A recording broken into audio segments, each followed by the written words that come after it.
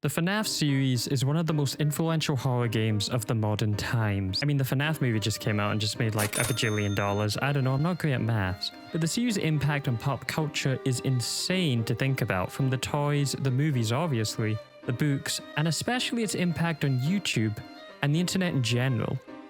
And then you remember that mega titan of a franchise started with a small indie budget horror game called Five Nights at Freddy's by a game developer called Scott Cawthons, who was making one last attempt at creating a video game.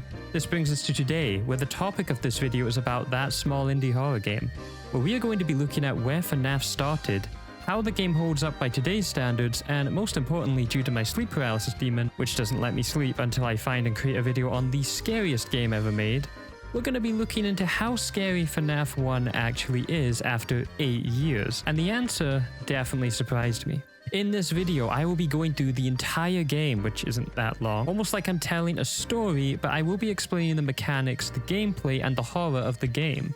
And then we're going to dive a bit into the lore. With that said, let's enter the world of Five Nights at Freddy's, where we have possessed animatronics haunted by vengeful children, lots and lots of terrifying jump scares, a range of different theories from the relatively normal to the most outlandish thing a human can probably think of, and what's most likely some really cheap and bad pizza.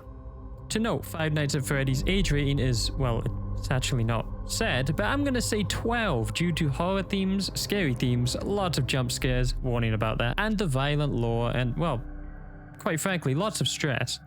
You have been warned, and with that said, here is the start of my FNaf series critique, analysis, retrospective, whatever you want to call it, starting with the first game in the series, simply called Five Nights at Freddy's. I hope you enjoy.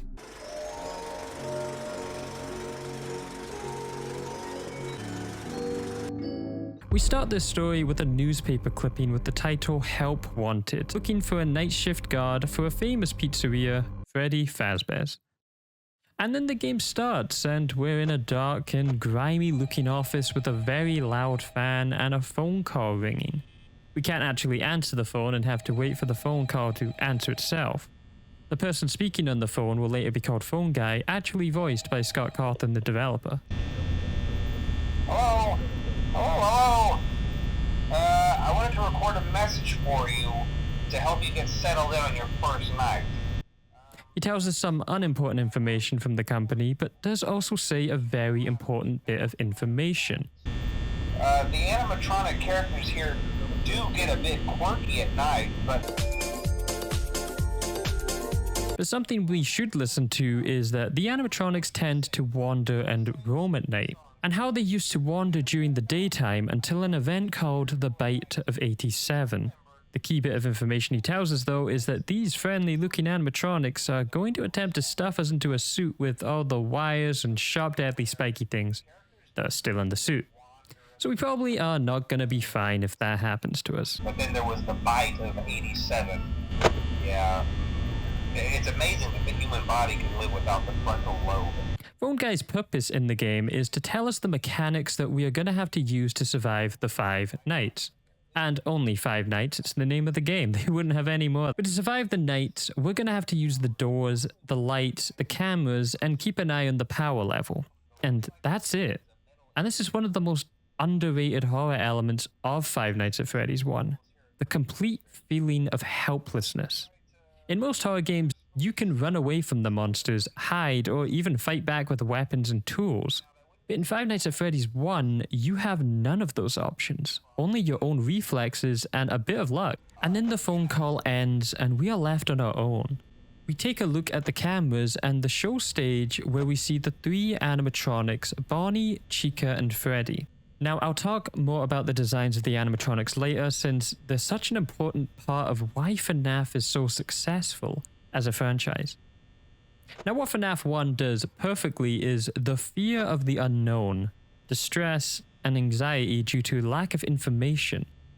We know the animatronics wander, but we don't know their patterns of when they're going to move, at least when you first play the game you don't. See, FNaf 1, there is actually AI patterns, but there's still a lot of randomness, meaning each time you play will be a similar experience, but also quite different in what will happen. But FNaf 1, and this is going to sound weird, but bear with me, makes you feel nauseous from waiting. like really anxious. It's a unique feel for a video game. It sounds like it would be a bad thing, but it works in this game to create a sense of, well, general uneasiness.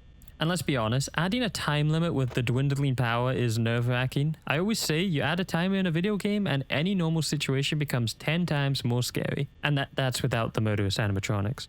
As a player, we are told the tactics but then thrown right into the deep end and left to figure out what to do on our own. There's no tutorial. Well, there technically is, but it's hidden, and when first playing the game, you don't realize you are playing a tutorial. That's the best kind of video game tutorial there is.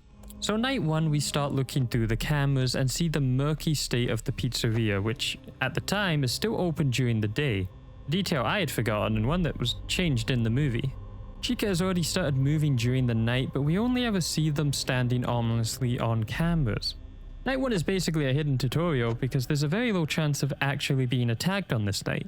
And it's more to get the player used to the mechanics like keeping track of the animatronics and the cameras, conserving power, and using the lights and doors. The animatronics always look really creepy on the cameras, and there's a lot of poses they can have ranging from normal to terrifying staring into the camera. FNaf 1 is also a very dark game, and most of the time it's hard to see the animatronics on the cameras. Now what's very interesting for my particular night 1 is Foxy started peeking out the curtain. His AI level on this night has a very low chance of being active, and it's only if you aren't looking at the cameras a lot that he should awaken, which I think I was doing a decent amount. Even stranger is Foxy on night 1 was fully out the curtain for me near the end and about to sprint. This is quite rare since his AI level should be low, but it is still possible. Thankfully though, before anything happens, the bell rings and the time reaches 6 AM, with the first mostly uneventful night being over. Night 1 is a very smart idea to make it still losable but very hard to actually get a game over. The animatronics mostly don't attack, but by looking at them on the cameras, they are very creepy and the atmosphere is setting in. It's also caused a lot of sense of false security breach since there wasn't a single animatronic at the doors. So now there's all that anticipation that's been built up, and while we have gotten used to some of the mechanics, there's still a lot of unknown information we don't currently know. Now night 2 is where it gets interesting. We start the night with another phone call from Phone Guy congratulating us, but also informing us that the animatronics will become more active the further along the nights we go. Hello? Hello? Well, if you're hearing this and you made it to day 2, congrats. I won't talk quite as long this time since Freddy and his friends tend to become more active as the week progresses. It might be a good idea to peek at those cameras while I talk, just to make sure everyone's in their proper place. Which means they're gonna be moving at an earlier time than usual.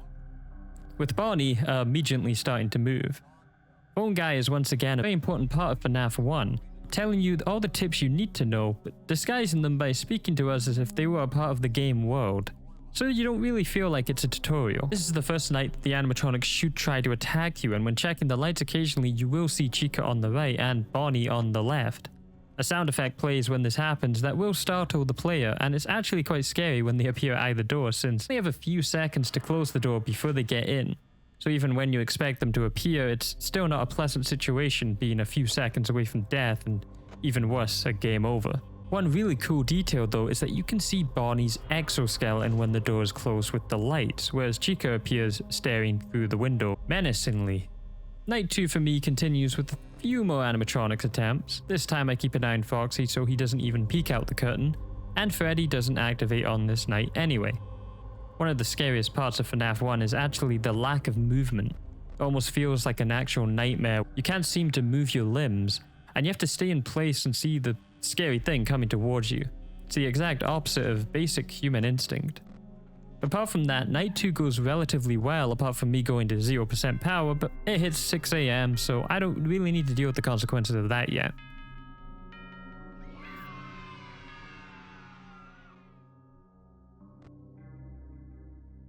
So we move on to night 3, and we get another phone call this time telling us that this is when the nights get real.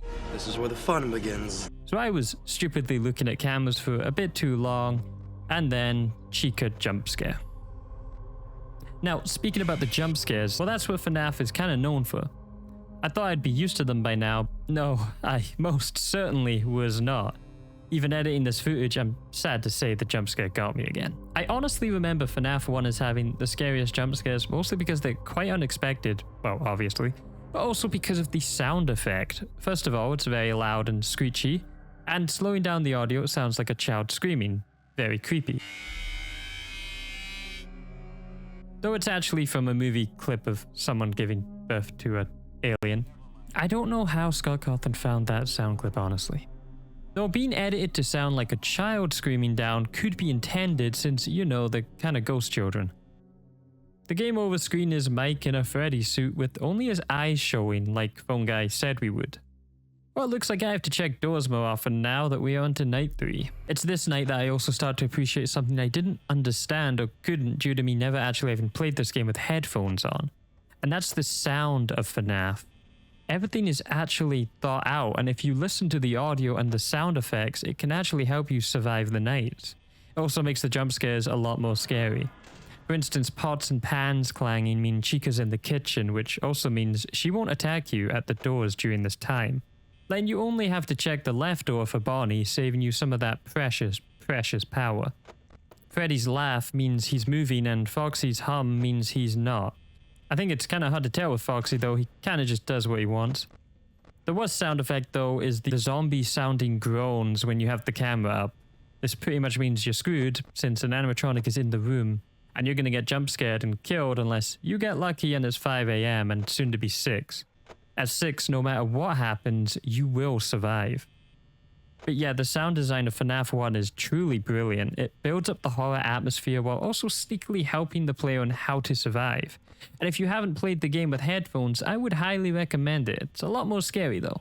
Chica seems to be more active this night due to her killing me at 12, but she also attacked the door first instead of Bonnie this time. Foxy also seems to have been activated quicker and is already peeking out the curtain. FNaf, when it came out, was a truly scary game due to no one knowing how this game worked. The patterns of the animatronics were unknown, and a lot more players were struggling in the later nights as when you don't know how the animatronics work, it's very confusing, and on later nights, you don't have any time to make any single mistake. Now, you might say that FNaf is actually less scary now since everyone knows how the mechanics work, there's no more unknown. But actually, with the passage of time, I forgot pretty much everything. And I think unless you play FNaf 1 constantly, which some people may, but most players will tend to forget what the mechanics are. But when playing again now, you have a sense of false security, so it's sort of gone back to being fear of the unknown by just forgetting. And when you think you know what to do in a situation and that plan goes horribly wrong, you start to panic like I did here when Freddy started moving because I forgot every single thing that Freddy Fazbear can do in this game. And I didn't want to get Freddy'd in 5 nights. After the Fredbear was loose, I just lost all focus on Chica and Bonnie, and I didn't even look for them on the cameras because Foxy was about to run, and I remembered you have to close that door quickly.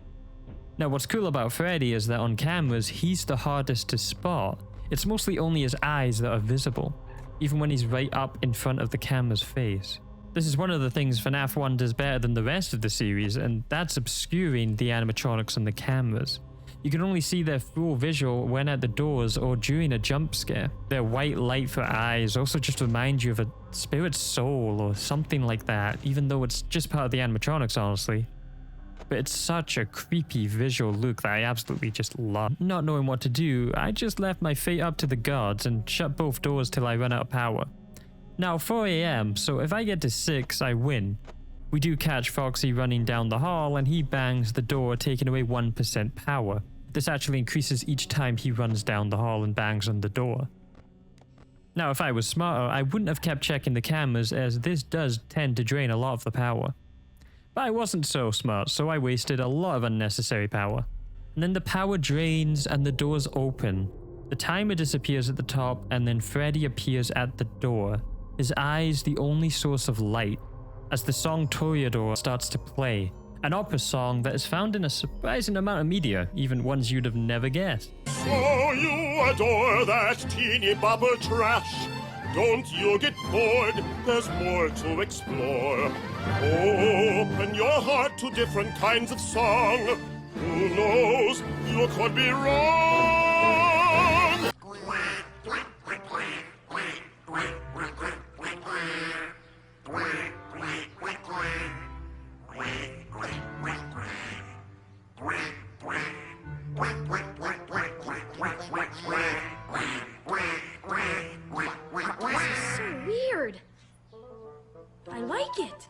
Okay, I know both clips were from Arthur, but still anyway, we're about to be killed. So, Freddy plays the tune, and before being murked, that beautiful, beautiful 6 a.m. chime plays, and we are saved until the next night. So what went on here? Well, pretty much how long Freddy Fazbear actually plays his tune is random. It can be very long or very, very, very short. The jump scare is random, so it is more scary, but the fact it can take so long does mean you can survive if you get to 6 a.m. Like I did. It's really a double-edged sword. Now on night 4, we get the last phone guy call in which sadly he gets murdered by an animatronic while hiding in the back rooms. Also alluding to something being in the animatronic heads. Do me a favor. Maybe sometime you could check inside those suits in the back room. I'm gonna try to hold out until someone checks. Maybe it won't be so bad. Yeah, I always wondered what was in all those empty heads back there. You know. Oh no. Gotta say, he dies with the best final words ever. But this phone call tells us nothing, so we should be ready for the night, right? Well, no. Without knowing how the nights actually work, you are pretty screwed. Since it's on these nights, the whole game pretty much changes. Since every animatronic is now more aggressive, a lot more power is going to be used, so you have to be very careful with what you are using for your power. Which means that looking at the cameras for a long time is actually a surefire way to get stuffed in a suit. This is actually one of my biggest complaints with the earlier FNaf games, since checking the cameras is actually a bad tactic and it doesn't reward you for doing so. In fact, most animatronics can only kill you if you raise the cameras up then down. It's quite unfortunate that one of the most iconic parts of the FNaf series, the cameras, isn't actually used that much. So the tactic here does change. See, people worked out that Freddy can be stopped if you keep checking on him on the cameras, which is the best way to survive the final nights, since Freddy can get in the office without you realizing, since he won't show up at the doors with the lights and the only way to find him is in cameras. But saying so, he can only attack you when you raise the cameras, so you can see the problem here. FNaf's AI is actually very well thought out, something I didn't really appreciate until this playthrough. But yeah, you don't want to look at cameras too long, only to keep an eye on Foxy and Freddy and switch between them.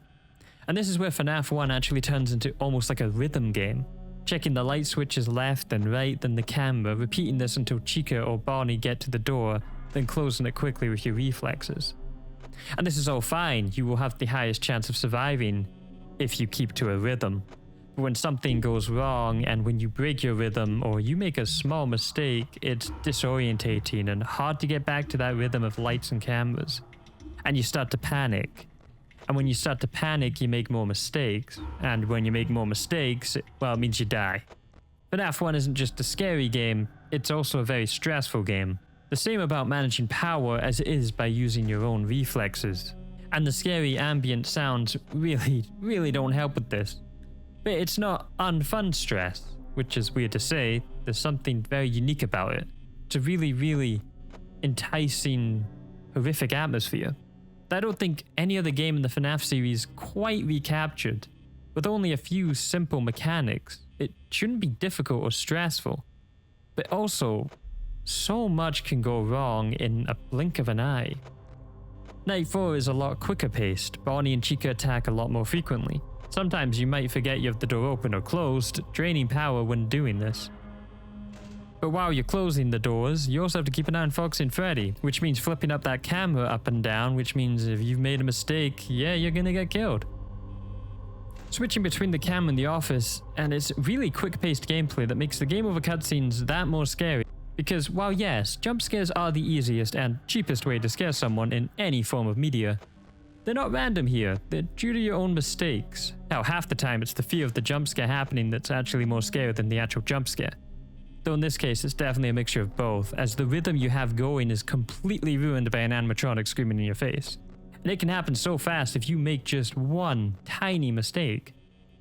Night 4 wasn't going so bad for me, but near the end Foxy was ready to run. This is the most stressful it can get in the game since you have to check the camera for Foxy, but doing so leaves you open to getting attacked. And not checking Freddy, who is the hardest animatronic to keep track of. But if you do see Foxy running, you have mere seconds to close that door. It's just an awful situation all around. So I did the stupidest thing ever and just left it to chance, keeping the camera on Foxy and Freddy, and not putting the camera down hoping it would turn to 6 AM. You know, before I get killed by Chica or Bonnie, who had free access to that small office. But I quickly realized how stupid this was and checked the doors again, though thankfully it hit 6 AM not too long after. The final night in FNaf 1 is an intense game of reflexes and rhythm. All animatronics attack you very quickly on, and you will be draining your power even quicker than you could ever have imagined. And the tension is at an all-time high. Unfortunately for me, I was too slow to close the door and it was jammed by an animatronic. So my first attempt was a fail, since if the doors are jammed, you're getting turned into jam.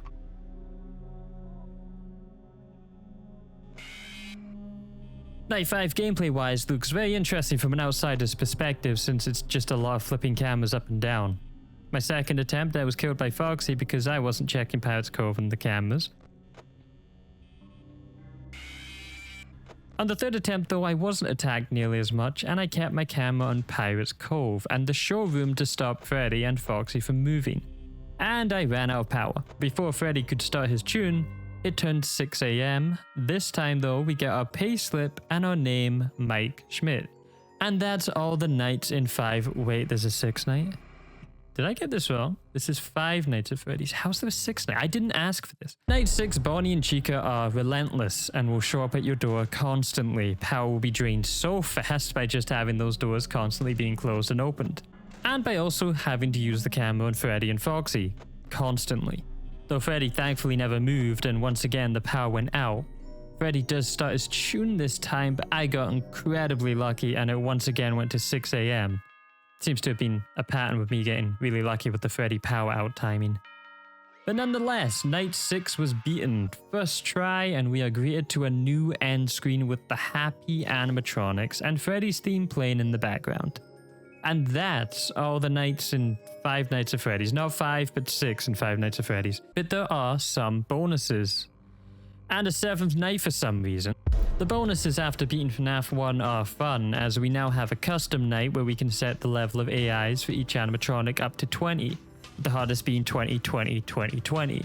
Now this mode was the challenge to beat on YouTube. Thought to be almost impossible due to its insane difficulty and the amount of luck required to actually beat it. A fun thing you can do, and also jump scare warning, is to set the AI to 1987, where we get a golden Freddy jump scare, and the game then crashes to desktop. Beating night 7, we get given another pink payslip, but this time we've been fired for tampering with animatronics and are older. So, quite a lot of fun stuff for a small game, but Five Nights at Freddy's 1 was the creation of a mega franchise. And while the game and its gameplay was great, it's not the sole reason for FNaf 1's mega popularity. As in my opinion, that's heavily to do with the actual design of the animatronics. Let's take a look at the design of the animatronics and what I call a game's damn good pixels. Since everything you see in a game is made of pixels, and in this case it's purely on the character design, nothing else, at least not until Security Breach, or maybe FNaf 2 Toy Chica. She's kind of crazy, no? She is such a bad bitch. Anyway, beforehand I gave a score, but I think a final comment on the design might be a bit more fun. So therefore, as a certified pixel appreciator in video games, we will start by looking at the star of the show, Freddy Fazbear. And here we have his FNaf 1 design, and like a lot of the animatronics, they're my favorite in this game. This could be due to nostalgia obviously, but I actually think the Freddy design in FNaf 1 is when he looks the most friendly. See, normally he's quite goofy looking with his eyebrows and smile, and you can see how he's an animatronic that was made for kids. Later in the series you question any parent letting their kid near any of these things, though some of them were intentionally designed to be scarier. But it's also the dirtier coloured and looking texture of the suit, and the fur, not rotten away, and when he turns creepy on the cameras or the jump scare in the office, the friendly eyes have been replaced by an endoskeleton or possessed looking eyes. Makes it a whole lot creepier. I mean, this design is just so iconic and perfect that future designs never really strayed too much from this one. Thus, as a final comment for the FNaf 1 Freddy design, I will say favourite friendly Freddy Bear. Now on to Chica's design from FNaf 1. This has the opposite, where she looks just as creepy normally. while also looking creepy on cameras. Realistically, she should be called Creepy Chica. In FNaf 1, she's built more like a chicken than human proportions. One thing that stays consistent is the Let's Eat apron and her cupcake. Chica's design has the most different visual aspects to it, of all the animatronics, and she also has the most colors. She also represents the restaurant's theme, as most of the other animatronics look like they could be for any type of establishment, but Chica here clearly is for a food-related business. Her eyes also stand out the most as they are colored purple and have the most black space around them, making them appear bigger. Thus, as a final comment for the FNaf 1 design of Chica, I will say cooked chicken. Moving on to Bonnie's design, and Bonnie was always my favorite animatronic. It might be because I really like rabbits, but also the color of Bonnie. Is he purple? Is he blue? No one knows. The movie says he's blue, but in FNaf 1 game he looks purple. I don't know, I just like the color of him anyway. Bonnie's design is a lot more cool looking than Chica and Freddy, and he's the guitarist of the group, so that might be why. Bonnie also might be the most scary design in FNaf 1, and in my opinion that's due to the head structure of Bonnie. For the other animatronics, they match to the animal they're based on, but for Bonnie, I don't know about you, but I've not seen a rabbit with a homunculus wide head. Most rabbits in real life tend to have much thinner heads that look more cute and not human skull-like. Bonnie's smile also isn't as friendly looking as Freddy's. This might be due to the nose area being smaller on Bonnie than Freddy. And then of course when Bonnie shows up creepy on the cameras like this video's thumbnail, it's the most effective at being creepy as it looks so soulless and there's no emotion at all on the face. Bonnie is certainly the most uncanny looking of the animatronics. This is actually a shared opinion with Scott Cawthons, the creator, who said he thought the scariest animatronic was Bonnie and had nightmares during development of FNaf 1. Thus, as a final comment for the FNaf 1 design of Bonnie, I will say stop staring into my soul, you freaky rocker rabbit. And lastly, we have Foxy, a fan favorite of the animatronics, and for a good reason, as Foxy has a pirate theme, and pirates look cool, so Foxy looks cool. Foxy's design, though, never looked scary to me. I mean, obviously he has a hook for a hand, pretty sharp teeth, which might be intimidating to some people, but the proportions of Foxy are very skinny, which does fit, you know, like a fox, unlike the monster rabbit.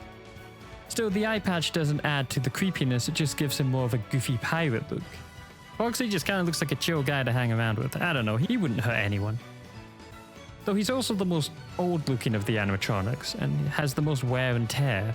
His bottom leg's suit is completely gone. Thus, as a final comment for Foxy's FNaf 1 design, I will say I would open my door for FNaf 1 Foxy. Now, why is character design so important to a game and in making a franchise as popular as it is? Well, it's because one of the main reasons people will play a game is because they liked the character design of a character and was interested to see what they are from. Think about it, how many times did you decide to try a game because you liked the look of a character? And FNaf 1's characters are bright, colourful, creepy, but also most importantly, they're easy to remember and to recreate, which leads to more fan art. And another strength of FNaf is its cast of characters. If FNaf 1 was only Freddy, I don't think it would have been nearly as popular. And by having variety of characters, all distinctly different from one another, people can then have their favorites. Then they can have their own sub-communities. See, people love to have their favorite character in any media. It's like the houses from Harry Potter, the districts from Hunger Games. It's fun to have a favorite, and especially if there's a lot of characters to choose from. And with great character designs comes a community to rally behind that. And FNaf 1 was infectious. You couldn't go anywhere without hearing about Five Nights at Freddy's. From the animatronics, the memes, the YouTube videos that were getting millions of views. Back then, people didn't realize how impactful YouTube could be to a game series' popularity. But they were about to learn. And then due to the mysterious secrets and lack thereof of plot for the game, with everything surrounded by secrets and rumors, theories were shared. Especially MatPat's game theory, whose first theory for the game was linking it to a real-life murder. Looking back at that now, that was never going to be the actual plot of the game for multiple of different reasons. And then there was the one about the animatronics being built by Nazis. Yeah, we don't talk about that one. That was the kind of stuff that was getting theorized, and one of my favorite theories was that we were playing as the killer in a hell/purgatory situation, which was later used for another game anyways, but the overall plot of the game almost became like an internet challenge to work out. We didn't know what was going on, and we didn't even know if there was intended to be a plot at all. And that brings me to another thing FNaf 1 did that secured its success, which was the secrets and Easter eggs. This meant that players of the game kept talking about the game long after they played. So let's go through some of the fun secrets that FNaf 1 had. The first one is Golden Freddy jump scare that I showed before. This happens when you put in a certain date, but a fun fact is this was actually added by Scott Cawthons afterwards, since it was originally a fake rumor, but it was really cool to make that real and very well played by Scott Cawthons. You can also click on the Freddy poster's nose and it makes a fun honking sound. This will become a present feature in the rest of the series. But the best secrets of all are the random hallucinations. These range from rare to very, very rare chances of actually happening, and were a fun thing to talk about with your friends who were also playing FNAF at the time. That's if they even believed you, because the chances of these happening could be 1 in 34,464 for some of them, like with the Golden Freddy game over jump scare. A very, very rare event where after dying instead of the title screen, the Golden Freddy jump scare would occur. It's a pretty evil prank. There's also the random camera positions of the animatronics. A more creepy version of all of them will randomly show up, as you've probably seen from my background gameplay, in which I actually got a lot of these to occur. These camera images are very unsettling to the player and makes you second guess if they're actually happening or were your morbid imagination. There's also the hallucinations of "It's me" flashing on the screen with distorted audio that's actually from the autobiography of Yogi, and 2 creepy pictures appear of Bonnie with soulless eyes that are off-center, and a Freddy Fazbear with human bloodshot, hyper-realistic eyes, similar to how the player would look if they were stuffed in the suit, with the words "It's me" also flashing on the screen. This phrase appears in many of the hallucinations, and especially when Golden Freddy is involved. There's also another Bonnie title screen that can appear with the glowing soul eyes slowly turning on as if the suit is being possessed. The most famous of the hallucinations, though, is the West Hall poster that can change to Freddy appearing to rip off his own head. This poster has the chance of then changing to a Golden Freddy, accompanied by a child's laughter. Golden Freddy then appears slumped over like a dead body, with the "It's me" hallucinations playing before the jump scare occurs, crashing the game. Golden Freddy was the main topic of the theories for FNAF 1 since he had the most mystery surrounding him, especially with the fact his jump scare crashed the game. But the most useful secret is actually the only plot we had at the time for FNAF 1. So let's talk briefly about the plot. The rules for safety poster can randomly change to 4 newspaper articles, each detailing what happened at Freddy Fazbear's Pizza. The first newspaper tells us that 2 children were lured into a back room by a man wearing a company mascot. The man responsible was in fact arrested, but the children were never found, believed to be dead, but there was no bodies. The next article talks about how there are now 5 children that were linked to the missing children's incident at one of the pizzerias, with the murder suspect being charged, but still, no bodies. The third article mentions that the pizzeria is about to be shut down by the health department due to the odor of the animatronics, with the parents noticing blood and mucus around the eyes and mouth. You would think they were looking for bodies. This would be a clear sign of maybe check the big suits with blood and mucus coming out of them.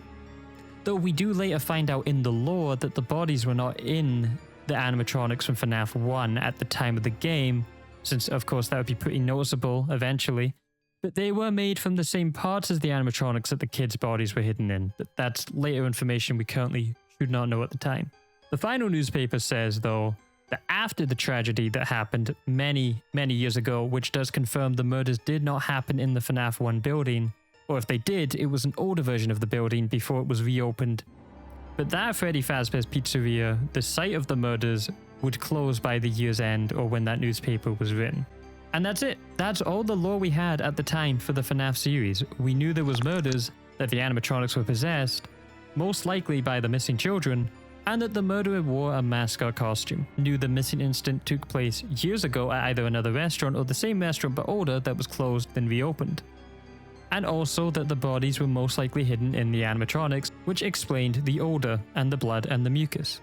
And of course, there was an event called the Bite of 87, not specifying the year, but mentioning the body can survive without the frontal lobe. Was that the Bite of 87? And that was all we had. Thus, we have covered everything about Five Nights at Freddy's 1, and in retrospective, I'm not gonna lie, I went in expecting to say FNAF 1 isn't as scary as I remember and is more due to the stress of the game. But when I got to that first chica jump scare, and didn't want to open back up the game for almost like an hour due to how fast my heart was pumping. Yeah, that jump scare got me really bad, and I knew I was very wrong. And I started to appreciate FNaf 1 more now than I did when I first played it. I always liked it, but on replaying it, I began to see just how clever the first FNaf game actually is. Something that, as we go on to see the ups and downs of the series, will show that there's something most of the other games lack that FNaf 1 had. And that's the vintage feel of a small budget pizzeria with uncanny valley mysterious animatronics that we don't know the story behind. We don't know why they're possessed, with the limited options to survive the nights with only a camera and a door and a light with dwindling power. The simplicity of FNaf 1 is its greatest strength, and its atmosphere is unable to be replicated. Therefore, I believe that with the false sense of security that the game now gives with players who have forgotten all the mechanics of the animatronic, and also due to the less horror feeling FNaf actually became further along the series you go, more simple looking animatronics, creepy yet friendly looking, Five Nights at Freddy's 1 has actually become scarier and better with time.